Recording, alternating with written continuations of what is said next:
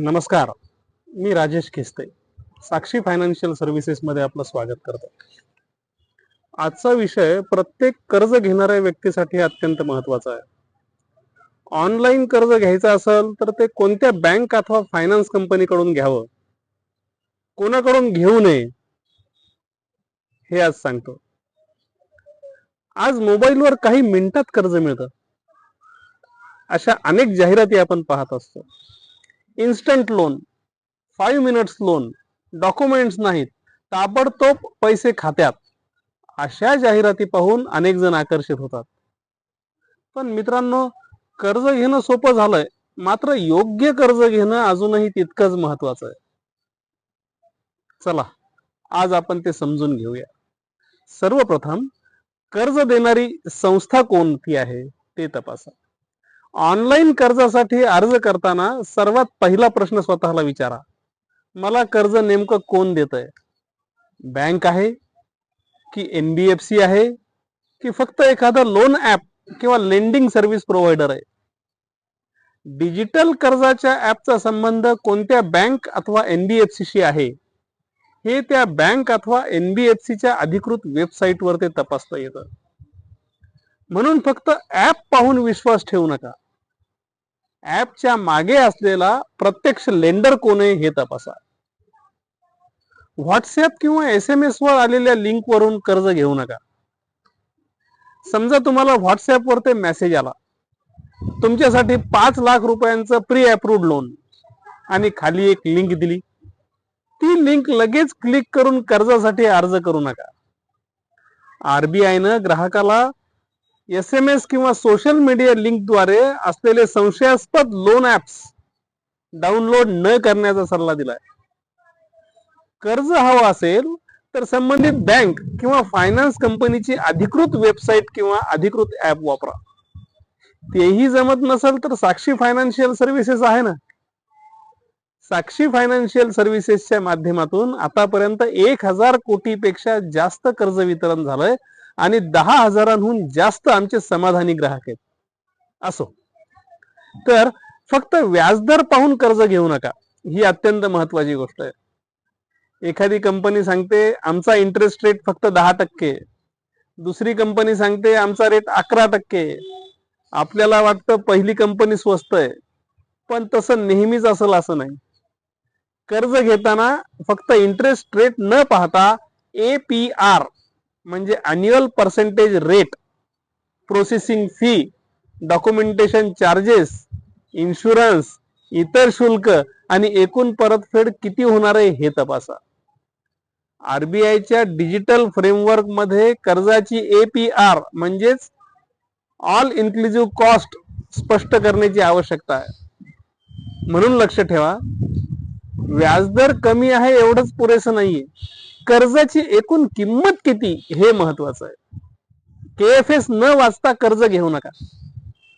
कर्ज घेण्यापूर्वी आपल्याला KFS म्हणजे की फॅक्ट स्टेटमेंट हे मिळतं. या कागदपत्रात कर्जाच्या महत्वाच्या अटी आणि त्याच्या खर्चाची माहिती असते. म्हणून KFS मिळाल्यानंतर ते न वाचता फक्त ऍक्सेप्टचं बटन दाबू नका. त्यामध्ये कर्जाची रक्कम किती, व्याजदर किती, APR किती, प्रोसेसिंग फी किती, EMI किती, कर्जाचा कालावधी किती, एकूण परतफेड किती आणि इतर कोणते शुल्क आहेत हे नीट समजून घ्या. RBIच्या नियमानुसार डिजिटल कर्जामध्ये KFS, सँक्शन लेटर आणि संबंधित महत्वाची कागदपत्र कर्जदाराला उपलब्ध करून देण्याची व्यवस्था असणं आवश्यक आहे. तुमचा वैयक्तिक डाटा कोण घेतंय याची काळजी घ्या. ऑनलाईन कर्जासाठी आपण मोबाईलवर ते अनेक परमिशन्स देतो. कॉन्टॅक्ट्स, फोटोज, मेसेजेस, लोकेशन आणि इतर माहिती. पण स्वतःला विचारा, या कर्जासाठी या माहितीची खरोखरच गरज आहे का? RBIच्या डिजिटल लेंडिंग प्रायव्हसी पॉलिसी आणि डेटा हाताळणी संबंधी नियमही आहे.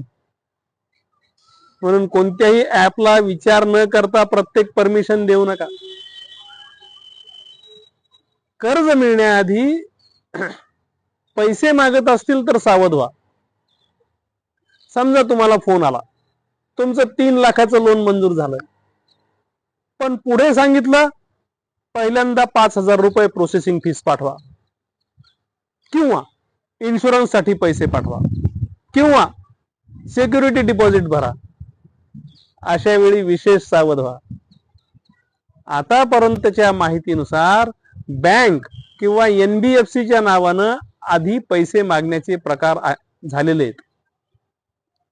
त्यामुळं लेंडर आणि त्याची ऑथेंटिसिटी चेक करणं आवश्यक आहे. विशेषतः एखाद्या व्यक्तीच्या UPI किंवा बँक खात्यावर पैसे पाठवण्यापूर्वी 10 वेळेस विचार करा. मी बँकेतून बोलतोय, मी लोन डिपार्टमेंट मधून बोलतोय, तुमचं लोन अप्रूव्ह झालंय असं सांगितलं तरी त्याची योग्य ती पडताळणी करा. मग तुम्ही म्हणताल आता कर्ज कोणाकडून घ्यावं? माझा साधा सल्ला आहे, अगोदर संस्था तपासा, नंतर तुमचं कर्ज तपासा आणि शेवटी निर्णय घ्या. अधिकृत बँक किंवा नियमनाखालील NBFC किंवा HFC याचा पर्याय विचारात घ्या. कर्ज देणाऱ्या संस्थेची अधिकृत वेबसाईट तपासा. तिथं लेंडरचं नाव, संपर्क, कर्जाच्या अटी आणि तक्रार निवारणाची माहिती उपलब्ध आहे का ते पहा. शक्य असल्यास एकाच वेळी 2-3 अधिकृत संस्थांच्या ऑफर्सची तुलना करा. कर्ज कोणाकडून घेऊ नये?